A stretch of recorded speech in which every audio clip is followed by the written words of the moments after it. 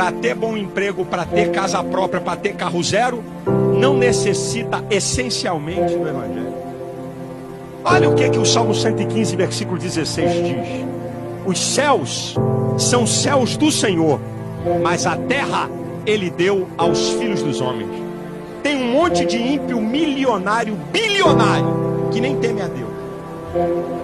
E não tem um carro zero não, tem frota. E não tem um apartamento não, tem milhares. Não tem nada de cristianismo. Sabe por quê? Com luta, trabalho, inteligência, você conquista as coisas.